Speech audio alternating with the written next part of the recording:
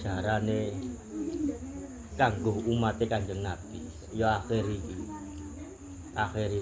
Lek zamane anak putune anake Nabi Adam paten-patenan krana iri anjene. Lah iki ilmune Mas, krana iri.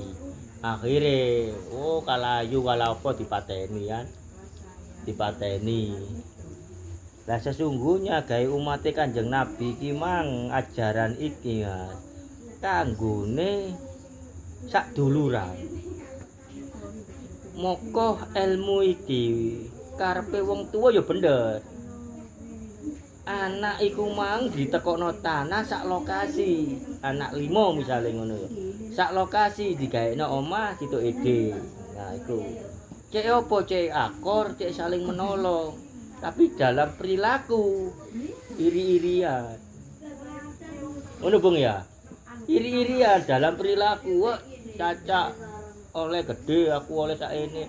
Sing kono ya ngono ngene-ngene. Lah mongko gandengan iki kan wong terkadang gak iso ngredam malah manas-manasi. Iya Mas sampean oleh titik caca oleh ngene, adik oleh ngene. Yuk golek satet yuk. Lah iki lho. Nah, iki asline. Nek wong tuwa iku bener karepe ndadekno sak tempat iku mang kanggo anak-anake cek akor sing gak duwe saling nolong. Kei kenyataane enggak tambah iri-iri ya. Nah iku akhirnya ya ono kejadian ya ono kasus sak kandung anake iki mang krana terus oge akhirnya dulur kandungnya disantet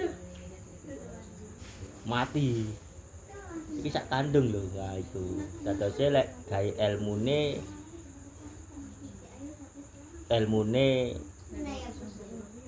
lek iso gaekno omah sing ado teko dulur-dulure.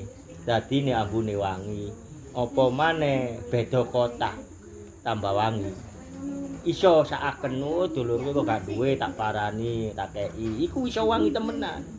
Tapi lek wis cedhek kaya iku mang kekarepane wong tuwa bener, tapi dalam perilaku dadi iri-iriane, dadi lan tukarane. Nah ngono Mas ya nggih. Iki sekedar ngomong ae. Wis ngono ae iki mek ngono tok. Dadi lek iso anjane ditekono kono ngono ae. Walaupun sak kota. Cek rada wangi ngono. Lebih wangi maneh luar kota. Nek karepe wong tuwa bener sih. Tapi dalam pelaksanaan ya wis iku. Monggo Mas. Mulai Nur.